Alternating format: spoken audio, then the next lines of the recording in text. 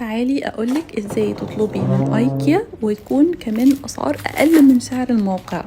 اول حاجه زي ما انتم شايفين كده التغليف اللهم بارك تحفه. طبعا التغليف الكويس بيساعد الحاجه توصل مظبوطه ما فيهاش اي كسوره. تعالوا اوريكم بقى جبنا ايه. جبت المنظمات بتاعه الثلاجه دي، الحقيقه شكلها ترندي جدا. انا من النوع اللي بحب يبقى فيه كده خضار مغسول لاي حاجه، لاي سناك للولاد او حتى الصبح الفطار بسرعه كده. بجد بتبقى منجزه. بغسل الخضار وانشفه احطه في المنظمات، حقيقي بيبقى شكلها منظم وجميل في التلاجة. اللي بيحب النظام هيحبهم قوي.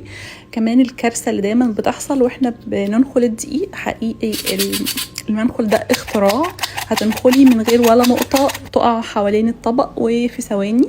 كمان اشتريت الصينيه اللي شكلها يخطف العين دي، لونها بجد ترندي جدا، وادي كل حاجه مكتوب عليها اللوجو بتاع ايكيا عشان تاكدوا. حقيقي شكلها شيك جدا في التقديمات. اشتريت الحاجات دي كلها من اونلاين هاي شوجر.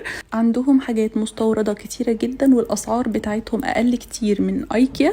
هسيب لكم اللينك بتاع الجروب في الستوري والهايلايت، وهسيب لكم البيج بتاعتها على الانستا تحت في الكابشن.